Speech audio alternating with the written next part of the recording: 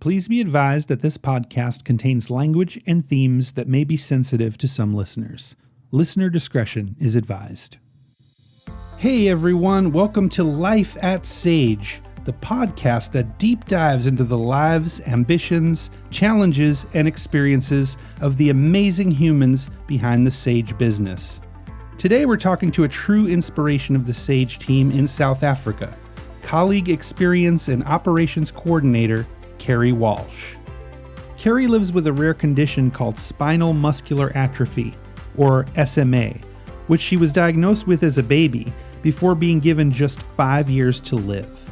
Almost 3 decades later, and Kerry is not only a valued, productive, and ambitious member of the Sage team, she's also a public speaker on all things SMA and has written a book on her experience of the disease. We had the great pleasure of talking to Kerry about the book, which is called Finding My Feet, as well as learning how people with disabilities and rare diseases find their place in the corporate world to build successful careers within it. Kerry Walsh, welcome to Life at Sage. You've written a book. It's called Finding My Feet, A Rare Warrior's Journey Through SMA and the Unknown. It's about living with a rare bone condition called Spinal Muscular Atrophy, or SMA, which has been your life since you were born. I've read it, and it's breathtakingly open, touching, and quite triumphant, so congratulations. Thank you. I love that you refer to yourself throughout the book as a rare disease warrior. There's also that point you make about having a battle scar from surgery that sort of extends the metaphor. Is that how you see yourself, as a warrior? It's definitely a term that sort of culminated with the group of people that I met through rare diseases, but it's definitely this concept of just being a little bit, I would say, more or bigger than a normal lifestyle. So I think there's always a little bit more to fight or a little bit more to get through, which gives you that warrior concept. I mean, I've never thought of myself as something bigger than somebody else, but I think also over the years you come to realize that you are definitely fighting something quite a lot larger than what normal people would consider normal, I guess. Yeah, of course.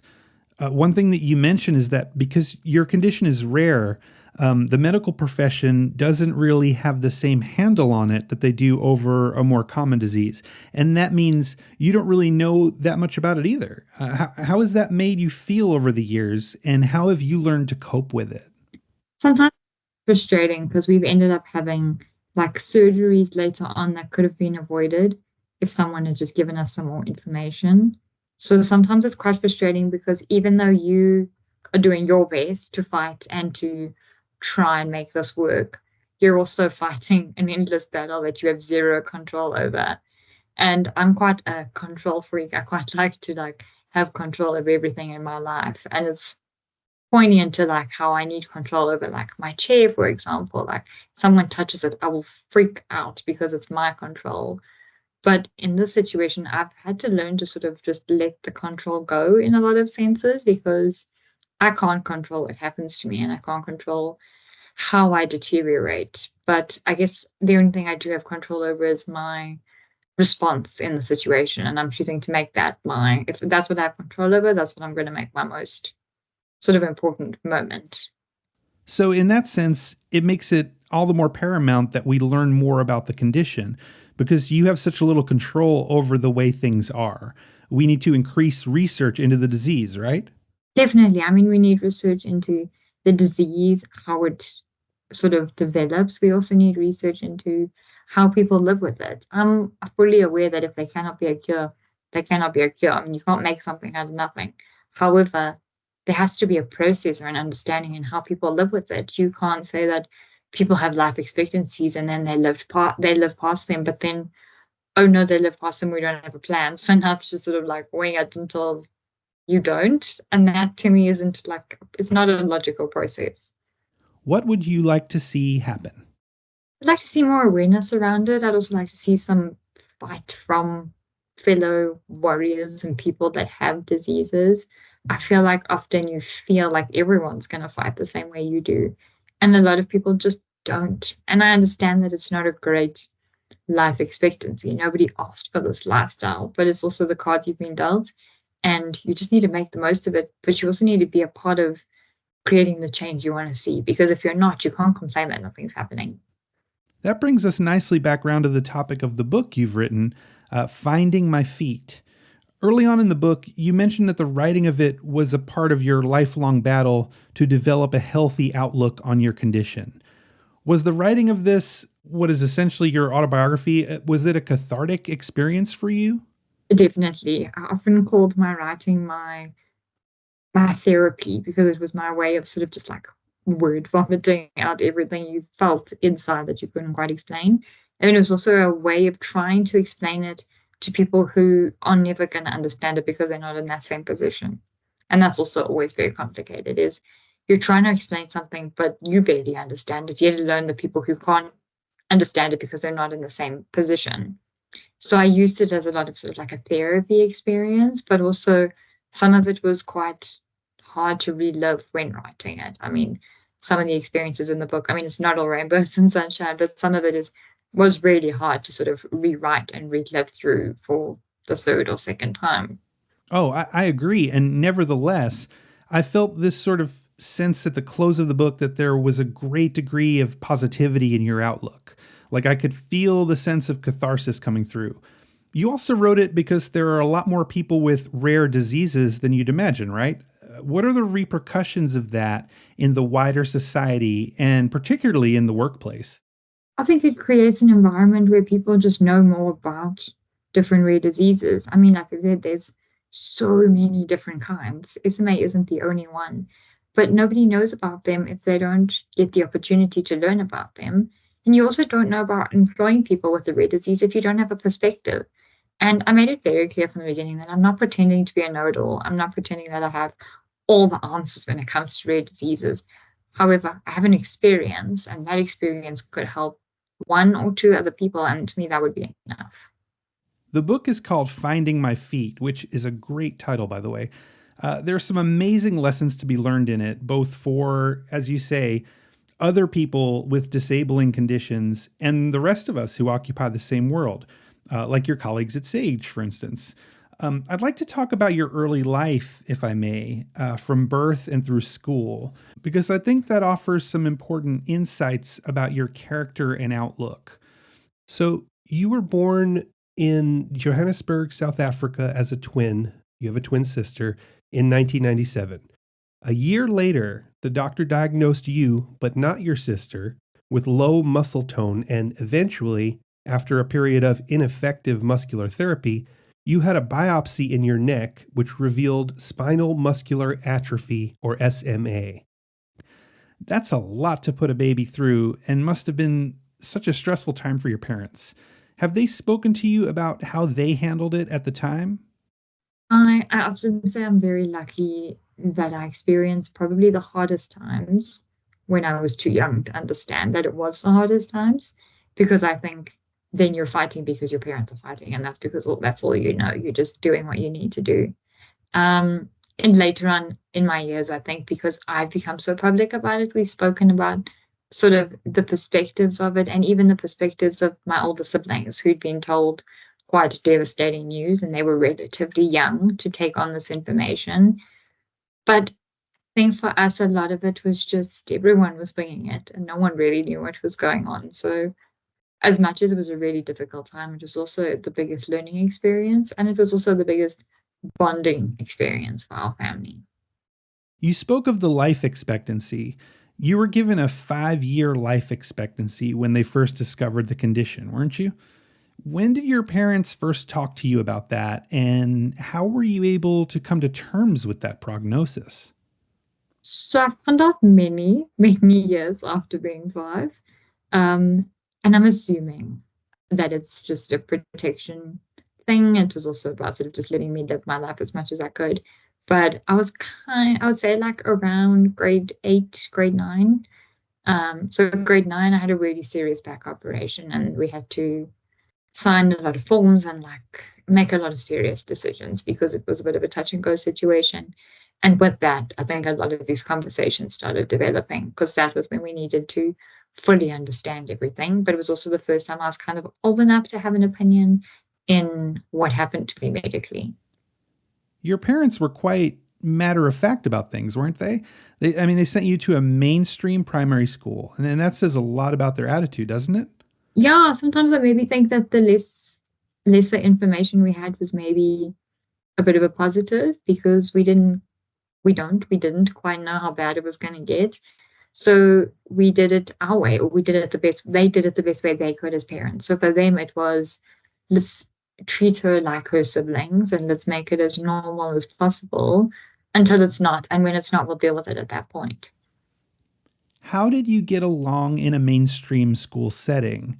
Was the school accommodating? I remember reading that they would have an annual moving day that you realized in later years must have been done especially for you. How did that make you feel?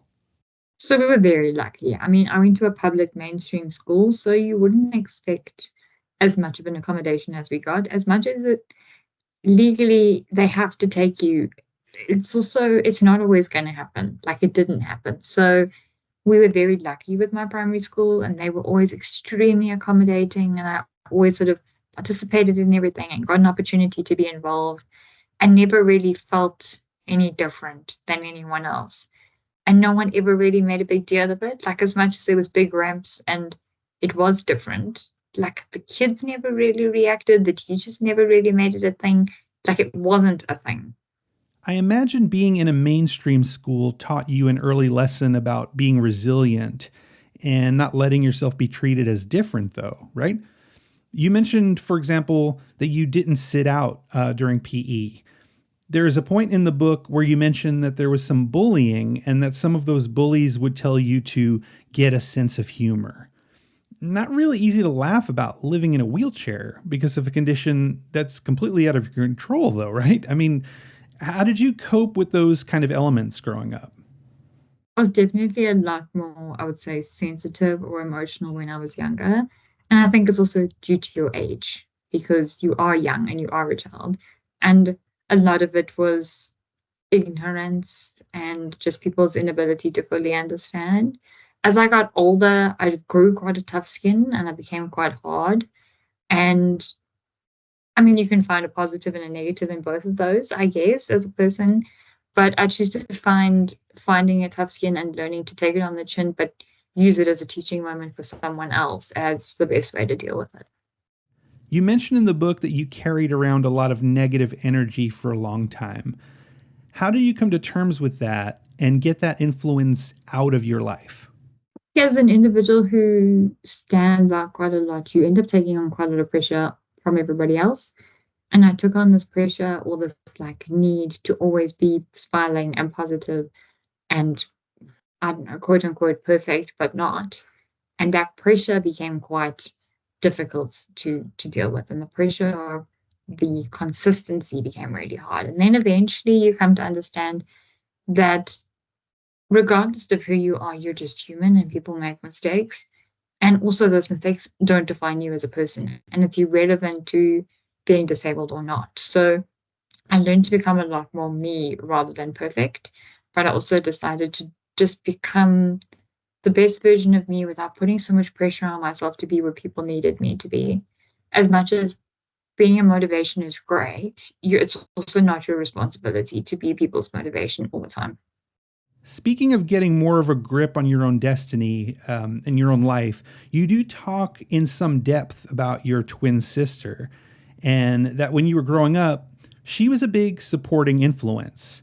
How did it help having her there in those early years? And how did that relationship help you to each become the people you are today?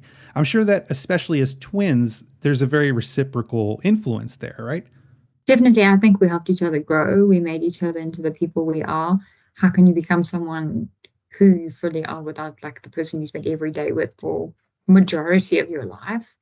I think me being sick a lot as a child was very difficult for her. And I took a lot of that on as like a personal burden and a personal responsibility that I felt a lot of guilt for growing up. But you also come to understand that unfortunately life is life and you're not responsible for what happens to you. And if you get sick, you just get sick. But she chose to be there and she chose to be sort of like a big sister figure without being the bigger sister. But we also found a way to like you said, sort of counteract for each other or match each other. So she was always quite shy and in the background, but I was always quite loud and out there. So I'd be like the first one to jump to her defense, but she would always be sort of in the background defending me as well. So I think we sort of balanced each other out, and we became quite a good duo in that perspective, but also gave each other the chance to become our own people, especially when we went to varsity. We became individuals rather than just twins.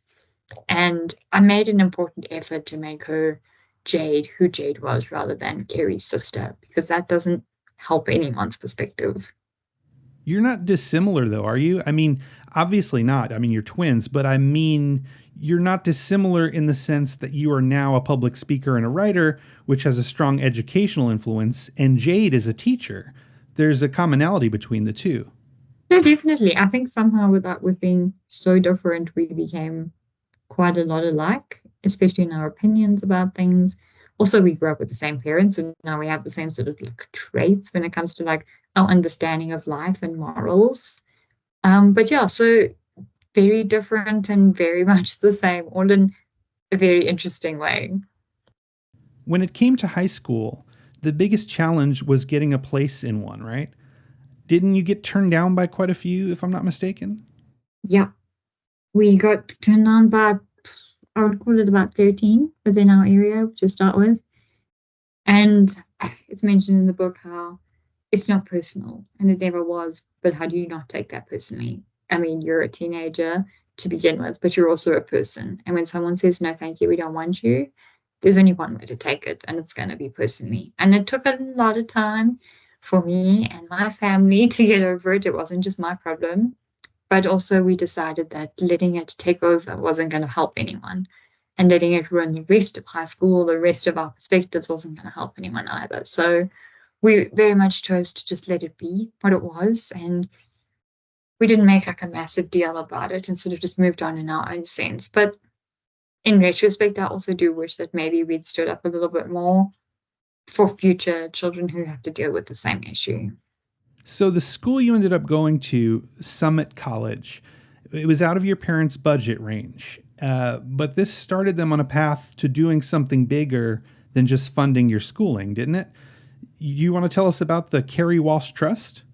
Yeah, so I mean, it definitely started as a personal agenda, if we want to call it. We needed to pay for school fees, and we couldn't afford it. So it very much started as a fundraiser for me and my medical and schooling needs, because also those were getting out of control. And then it turned into something more than that. It turned into a want to give back because we got so much from people, and it also turned into a need to create more awareness and a need to get out there. So for us, it was, let's take this small little entity that we have and let's make it something bigger. Let's use it to help other people that are also struggling. Let's use it to create awareness, and let's make it bigger and better, because if it can help more than one person, why not? What are some of the standout achievements for you and the Kerry Walsh Trust? In my gap year, I did an entire golf day on my own, and it sounded so simple. I was like, I got this. I thought it was going to kill me by the end of it. But achieving it, making money, and giving checks to 2 other families who really needed money was the highlight of everything, and worth every minute of work. That's awesome. As I mentioned at the top of the episode, you're an ambassador for SMA and a seasoned public speaker on the topic. But this all came from the Kerry Walsh Trust, right? Do you want to tell us how your mom kind of edged you in that direction? Yeah, so I was previously asked, I'd say 2015-ish, they asked if I would speak at an all-boys high school for a casual day event. And I mean, at that point, I was like, I'm not a speaker, I'm not an ambassador, I'm not some poster child for SMA. I was like, no, thank you. And my mom was like, yeah, she'd love to do it, she'll be there. And I was like, oh, okay, cool.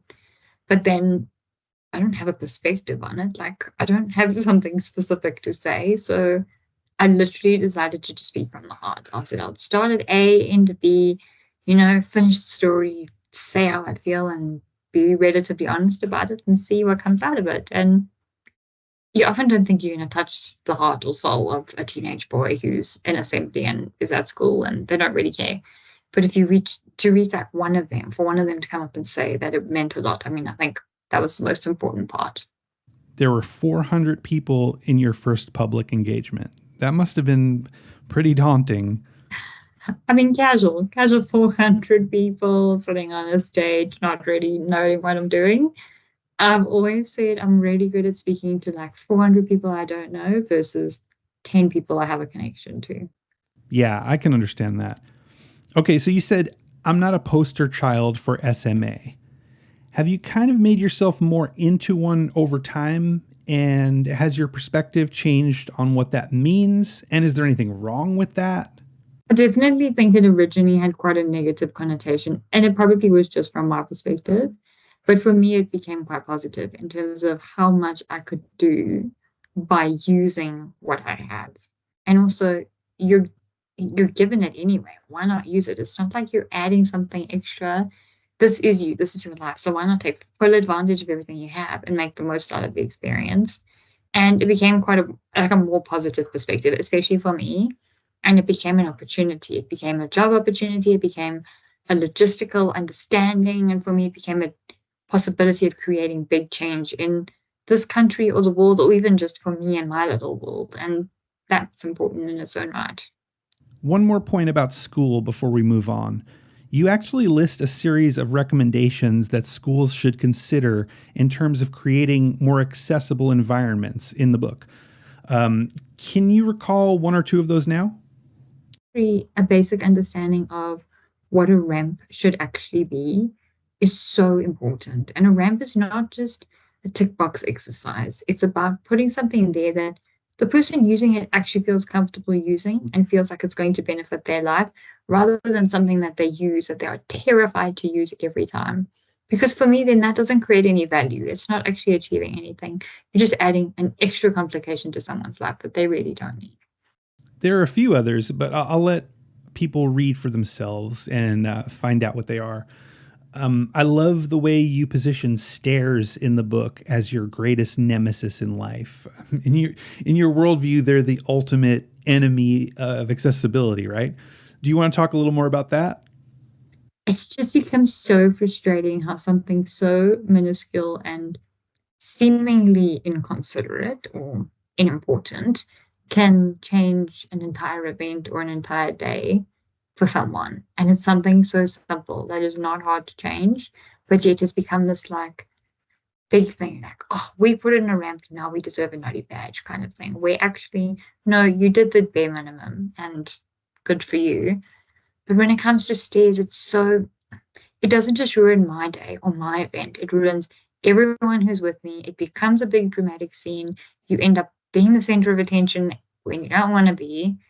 And it just makes everything so much more complicated, but so unnecessarily. That's a really big thing, isn't it? You're here now choosing to be an ambassador. You wrote a book choosing to be an ambassador. But when you're in those moments where you're forced to the center of attention, that's not something you asked for.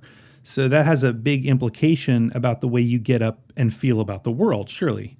I think it's about having moments of normality, or like wanting moments of normality and not having to be that person at that point in time. And then you feel like it ends up turning into one of those moments, or it has to be because now you've made it this thing. And you also just like want an opportunity to be a normal person once in a while, or not have to phone the restaurant and check you can get in before you get there because you don't want a scene. It's like those extra things that sometimes just seem so unnecessary, but they're a big part of your life. And the only people who know about it are the ones who have been around for a while. In terms of the stairs issue, it has massive implications for responsible corporate design, right? You had me laughing out loud in sympathy at the part where you said most companies' idea of accessibility has a ramp and maybe a disabled toilet. What would you like to see businesses doing to empower people with disabilities? I think it's asking more questions. I mean, as a business, you need to understand your employees. And if you don't take the time to understand what they need, do you really know who they are and what makes them work best? And as a business, you want the best out of your employees, logically. So why not make them the best employee you have by giving them the best chance at success? That rationale, by the way, about feeling in the limelight for all the wrong reasons, which you do mention in the book, it had me thinking, now I get it. Okay. Because it made me realize that I want to be able to choose if and when I'm in the limelight. So, yeah, just to say, I absolutely get it. And I thank you for sharing that. Moving on slightly, your working life at Sage. How has that disability been accommodated by the business, and what more would you like to see the company doing? I think Sage has made a very conscious effort to make changes within their business, and that is both sort of the physical environment of the office and both their understanding of people with disabilities, because they've made a conscious effort to ask questions, to give opportunity for change, to create an environment where people are allowed to talk and ask questions. They didn't just hire a bunch of disabled individuals and say, good luck, we filled our quota, let's move on. It was, yes, we filled our quota, but now how do we make our quota work for the business and for the individuals that we've hired? Because just hiring them because you need to, it literally achieves nothing. So for me, it was, I mean, my first interview involved, can you come to the office? Are you comfortable working 8 to 5? Would that work for you? How does your physio appointments fit into your work week? And how do we make that work? And they didn't have to ask those questions. Technically, they could have said, your work day is 8 to 5, you will be in the office, take it or leave it. But they knew as a business that that wouldn't benefit them in its entirety. So they decided to do it in a way that was beneficial for both parties. How does a business like Sage know which questions to ask, though, if this is a relatively new territory? I think it's tricky because like different people are going to want to share different amounts of information, and a lot of it is very personal or very dependent on the person. So I think maybe you also have to give the people an opportunity to say, like, do you have anything you could add? Do you want to ask us any questions maybe in return? I mean, I know before I got to Sage, they had a team there who did like a disability study and a review of the office, and they did some training for the colleagues on different disability sort of topics. And they'd done that before I'd got there. So clearly they'd had sort of an inclination into what they needed to discuss or understand before hiring people with disabilities. And maybe it involves understanding what businesses offer that opportunity that you can use within your business. Yeah, it's quite amazing. It's something you would hope other businesses take heed of and maybe try to emulate. In the book, which we're here to talk about, you refer to your family as your superheroes. And we've already talked about your twin sister. But can you tell us in what ways your family members have each been there for you over the years? I think as a person who's given a disease that nobody understands and nobody knows what to do with, it's not just about the patient or the person who's diagnosed, but it also includes everyone around them whose lives changed as well. And people don't always think about that. People are always like, oh, but Kerry has the disease. Yeah, but Kerry's family had to grow with it too. They had to experience the changes. They had to grow their knowledge. They had to change their house. They had to change their way of going on holiday. Like, it also affects their lives dramatically, and it changes how they see things.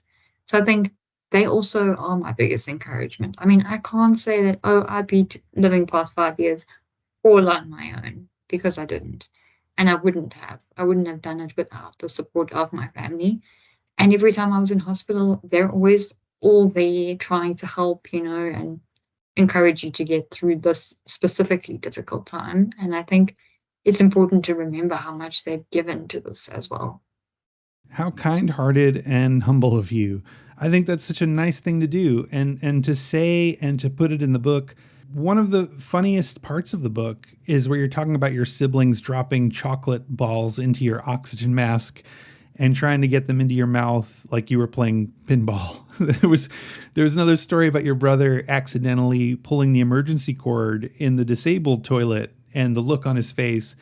Has there always been a lot of joy and humor in coping with the realities of your condition? Definitely. As a family, I think before even I got sick, my family made the decision that we were living a life of lighthearted humor, at least we have each other sort of dynamic. And we've always used humor as a way to get through really difficult situations. And I think, I mean, even now, I'm always the first one to make a joke out of a really crappy day because, yeah, it was bad, but there's always tomorrow, and it probably wasn't as bad as somebody else had. And you also just really have to be grateful for you can make tomorrow better, or at least you had yesterday, kind of thing. And you do, of course, refer specifically to your twin sister Jade here. You say she has your heart completely. That's so lovely. You do also mention the challenge of rating yourself against Jade and how that caused you a lot of pain over the years. I imagine that was a struggle for both of you in terms of the relationship. How have you navigated your differences to maintain that strong bond? I think it's tricky because you're being raised the same but not. So at some point, she did do different things, or she was given more freedom or more opportunity. And it wasn't necessarily because my parents had chosen to give her that, it was because her lifestyle was beneficial to that. So it was really difficult to not like directly compare my want or need to be just like her or to be in the same position, but also very focused on not using that against her because it wasn't her fault. Like, it's not like she asked for more freedom or to be different, and vice versa. So, giving each other the chance to be upset or to be confused, but then also understanding that it wasn't necessarily either of our faults or position, and we needed to find a way to make it work with the both of us. The part of the book that broke me, I mean, literally made me gulp back tears, was the part where you said how hard it must be for Jade to hear the words, "Sweetie, Kerry is back in intensive care again." Is your twin bond as real as they say twin bonds are? I definitely think it is. And I mean, even in very recent experiences, I was recently in hospital again, and we're grown ups now. Like, we're given a sense of like responsibility as adults. And she was sitting with me for a couple of hours by herself. And I was devastated. I'd had enough. I'd had a hard day and I was just crying. And then she just cried and she was like, I can't stop. Like, you need to stop crying because when you cry, I cry. And I think it's that sense of like, another part of me is broken, so I'm broken too. And to me, like, that's a different kind of feeling that I don't think anyone would ever understand. And outside of your family, one of the things you talk quite a bit about is the challenge of making friends due to your condition. What are the barriers to friendship that people with disabilities and rare diseases face? People don't always understand what they're getting involved with. They don't understand that there are certain extras or challenges that are going to come with it. And it's not someone being hard or negative. It's a fact. It is that it's not a normal relationship or it's not a normal friendship. Like, my friends, I think, do a lot more or a lot differently things for me than a normal friend would. So I focused on the ones that chose to stay, and I focused on the ones that chose to not believe that it was something bigger than it needed to be. And for them, it was normal, or for them, it was fine. And you choose to continue with those friendships and focus on those. Have you made friends at Sage? How easy has it been, or not, as the case may be?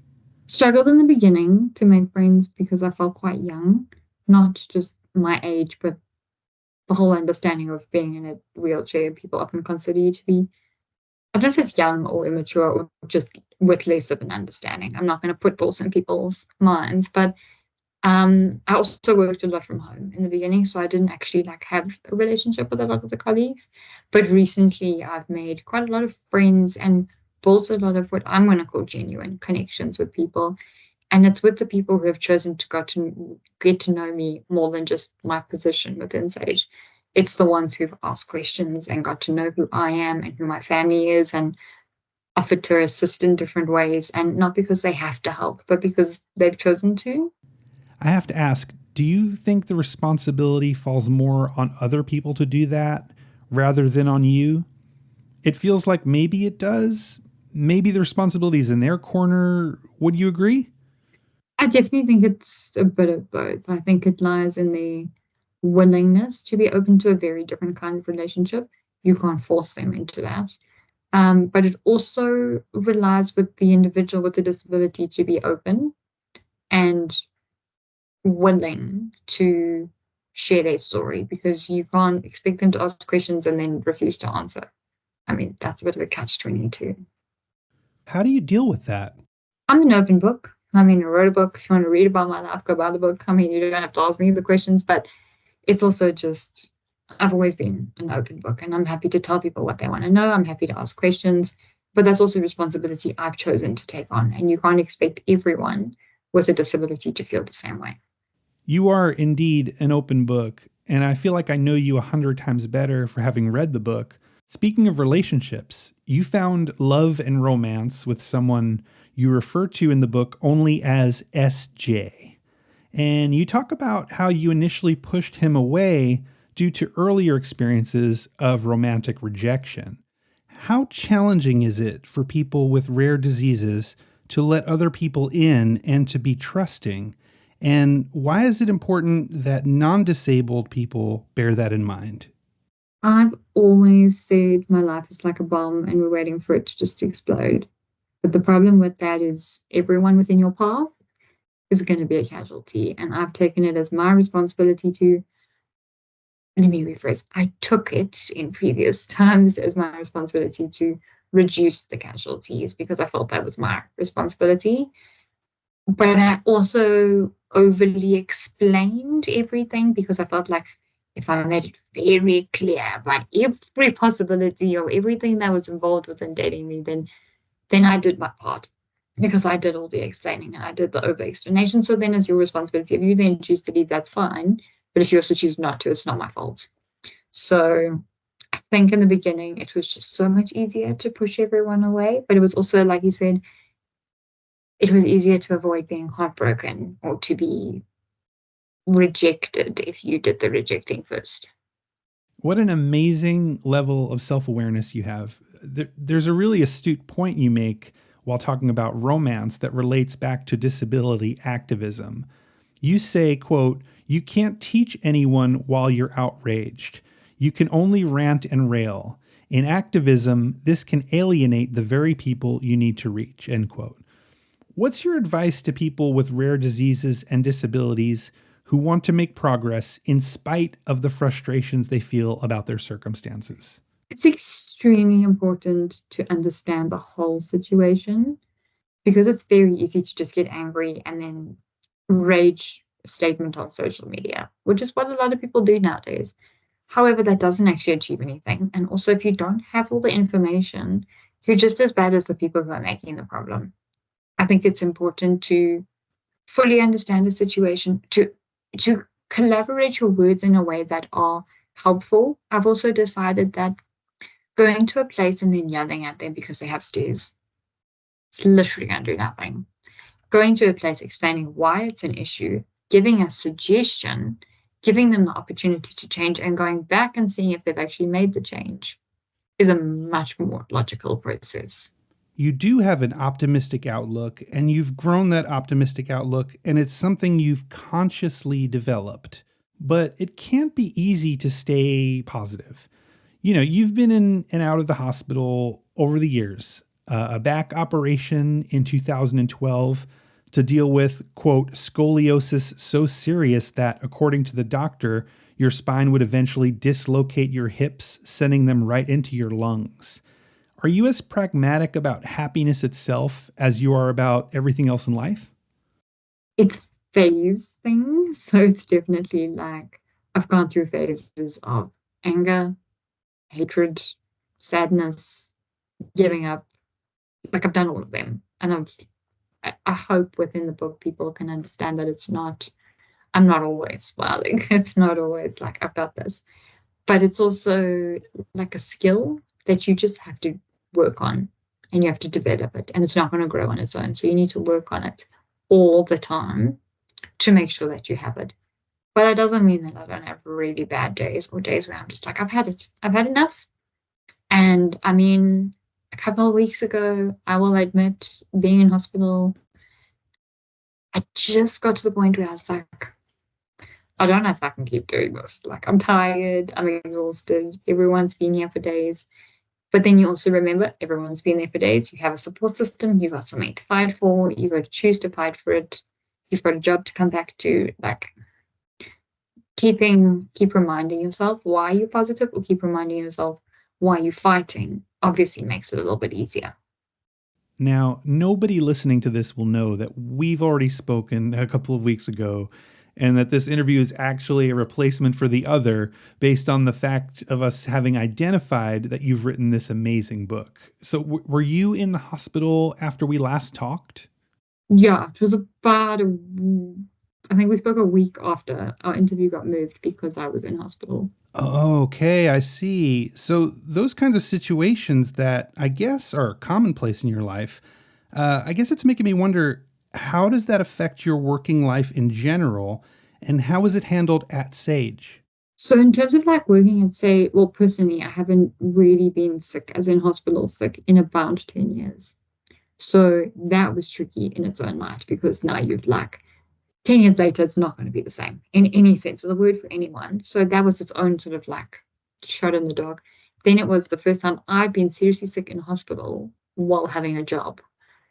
And I was like, how do you deal with this? What do you do? How does it work? How does things carry on? Because I mean, I've worked through being sick before. I had an operation on my toe. I was back at the office 2 days later because work just needed to be done. And that was fine. Like that was my way of doing things.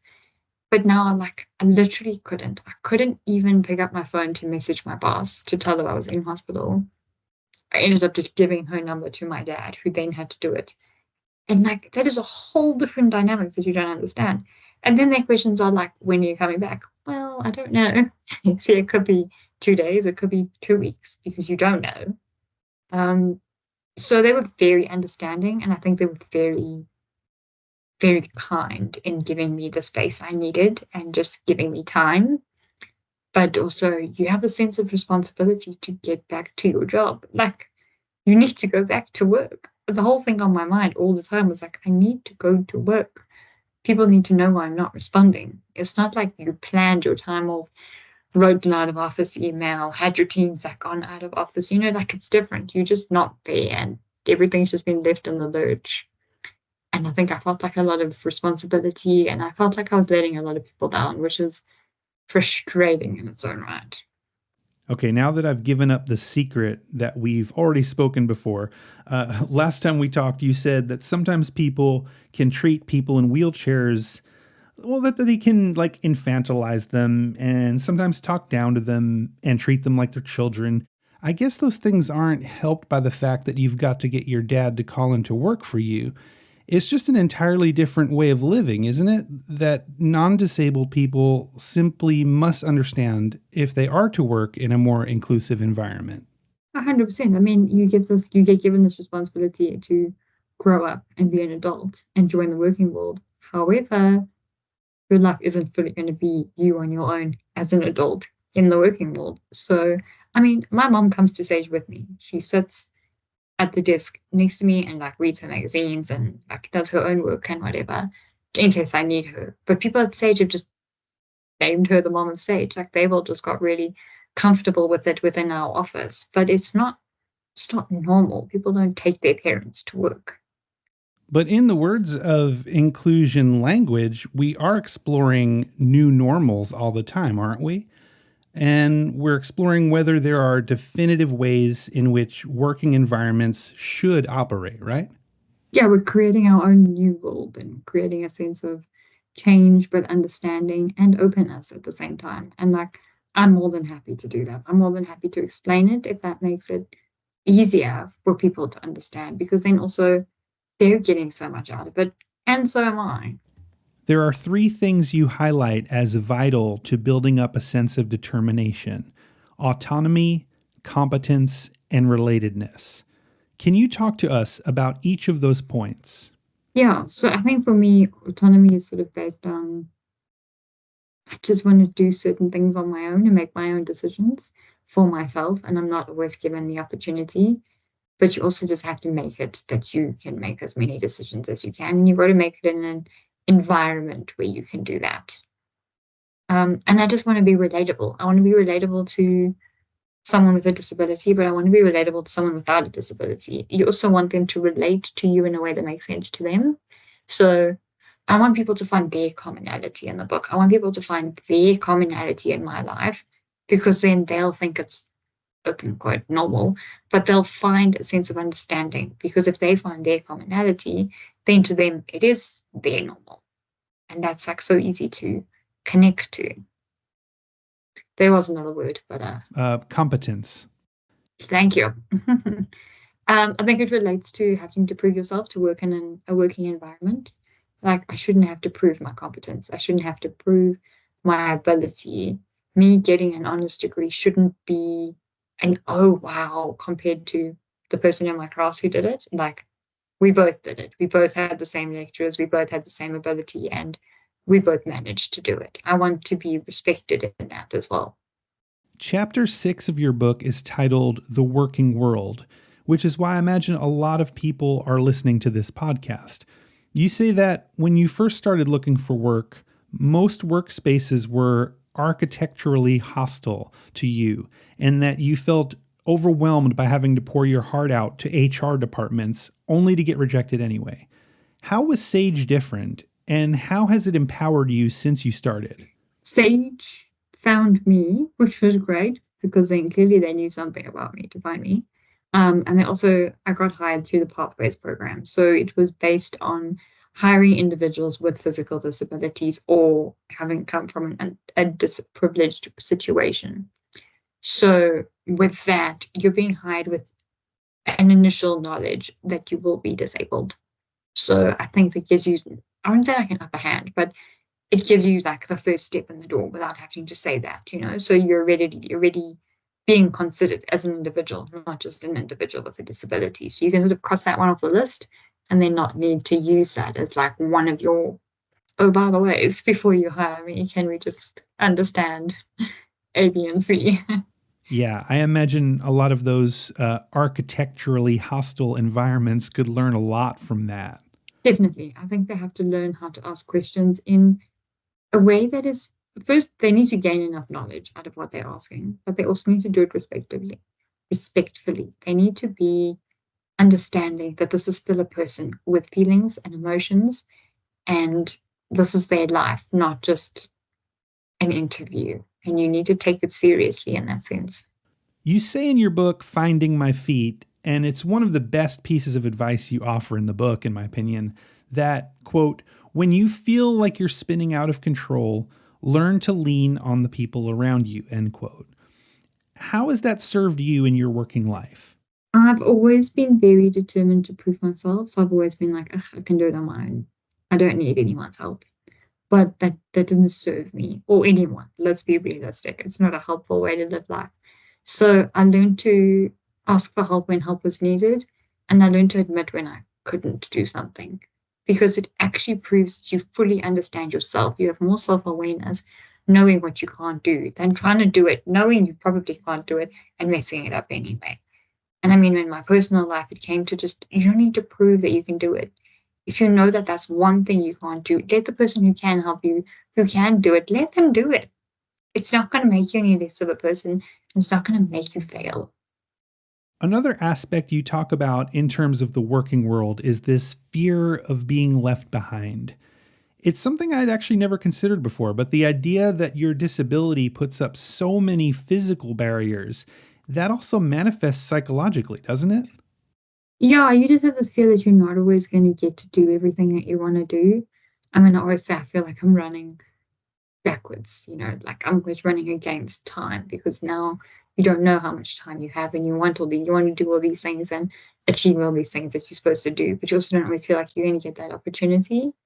And I mean, I want to know that I have the opportunity to grow. I want to know that I can grow within Sage. I want to know I can grow within my personal life, and I want to know that I'm going to get somewhere in the future. I don't want to still be sitting in the same position in 10 years, because nobody wants to be sitting in the same position in 10 years. So why should my aspirations be any less? Yeah, absolutely relatable. How can employers proactively address this fear of getting left behind in their diversity, equity, and inclusion strategies? These would be accessibility, equipment, career development strategies. Career development is a big part of it. It's giving people the opportunity to learn, as in just knowledge, and also learn within the business and learn within the environment that they're working in. But understanding that they can take that learning and grow within a position, not that they're just learning to stay stagnant. And I think it's also about taking the titles out of it and just letting people improve within the business or get promoted, regardless of who they are, what they do, and what their sort of title is. I don't want to be promoted because I'm going to fill a quota. Like, I would rather not. I would rather leave. But I want to be promoted because I did a good job and people respect what I've done within the business. Yeah, there's a merit aspect to it, isn't there? In terms of you wanting to be respected for what you do. Yeah, you want to be respected for what you bring to the table, and you want to be respected for your knowledge and your productivity and what you produce within the business, not because she's disabled and now she looks good on a poster, we're going to continue to make her the face of this project. To me, that's like, as a business, you're also not achieving anything, because then if that person leaves, you're still going to have their face on the poster. Yeah. I think what we're saying here is that inclusion means that there are people from all walks of life and all different types of backgrounds who are capable of doing great jobs in many, many different roles. Okay, tell me about burden complex as you describe it in the book. And how can people with disabilities and rare diseases try to overcome this burden complex?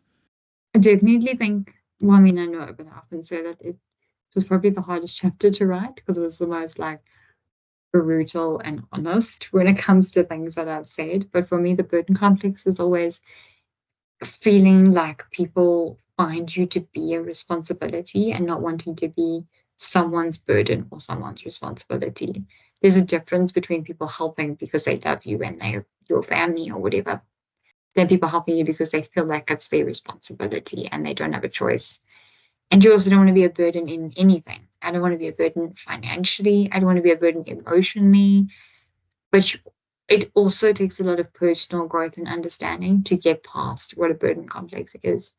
And I've done a lot of work on myself to know that you also have to not feel like a burden in order to not produce that complex outwards.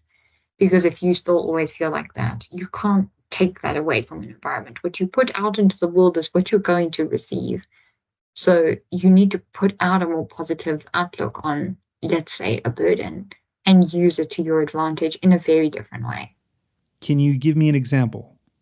I mean, definitely. I mean, I didn't want to get into a relationship because I didn't want to be someone's responsibility. I mean, your biggest fear is now you're their issue or you're their thing to look after. I don't want you to look after me. I'm a grown woman and I can relatively look after myself. So I don't want you to feel like a babysitter.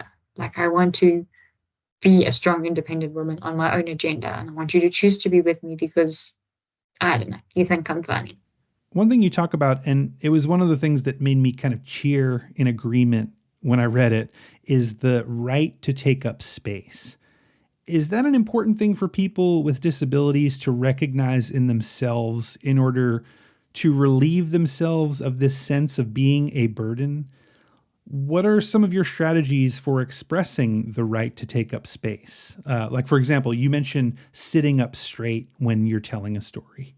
I think in this day and age, people feel so burdened or like confused by where they fit in the world that they feel like they don't deserve to take up space. And I mean, that's regardless of being disabled or not. I think as individuals, you should know that you have space on this world because you were put here and therefore you deserve your space. And you may as well take up the space and do something valuable with it than just waste the space and do nothing. And for me, it's about owning it. I want to own that I take up space. I want to own that I've deserved my spot. I deserve my spot at Sage. I worked hard for it and I'm not going to apologize for working. I hope other people find that as inspirational as I do. You know, the right to take up space had me really kind of punching the air when I read that. You offer some strategies for advocacy in your book.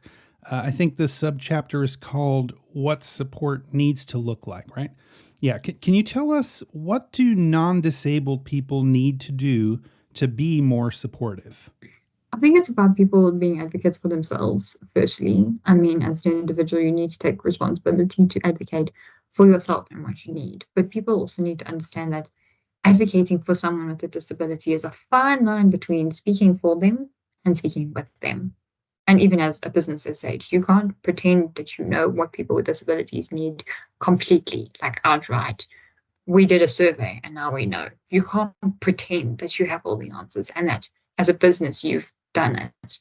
But you can also advocate for the people within your business and what they've taught you and what you've learned through their diseases or disabilities and what you've experienced with them. Yeah, I think that's an incredibly strong point. The final chapter of Finding My Feet is simply titled Hope. It's a very emotional ending, optimistic, but not without caution. Your hopes run from the big, like finding a cure for SMA, to the smaller and also the more personal, for example, human kindness and understanding. But hope is always a struggle for you, in your own words. Kerry Walsh, let's wrap by asking, where do you draw your sense of optimism from, and how can you nurture hope? It was probably the most important chapter for me, and I made it very clear from the beginning with my editing team that this was a non-negotiable, because it's like my word of conviction or the way I get through life when everyone has like their thing. And it's always been like my thing. I mean, it's tattooed on my arm, so it's sticking. But for me, it's finding it in a hope for tomorrow or a hope for a better future. If you can't hope for something bigger and better, then you don't have much to live for. So in a hope that you can make tomorrow better, or the hope that you can find something good in tomorrow, is all the hope I need to push through for today. Kerry Walsh, Colleague Experience and Operations Coordinator at Sage and SMA advocate, thank you so much. It's been an absolute pleasure. Again, for the second time. Congratulations on the book. I feel so fortunate to have shared this past hour talking to you. So thank you very much. To everyone listening, thank you for tuning in. Quite the learning curve, right? You can hear more episodes of the Life at Sage podcast on your chosen streaming platform. We're on Spotify, Apple Music, and YouTube, amongst others.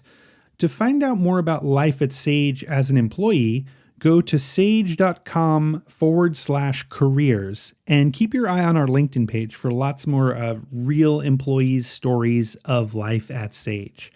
Thanks again to Kerry Walsh for an amazing interview, and we'll see you next time. Take care.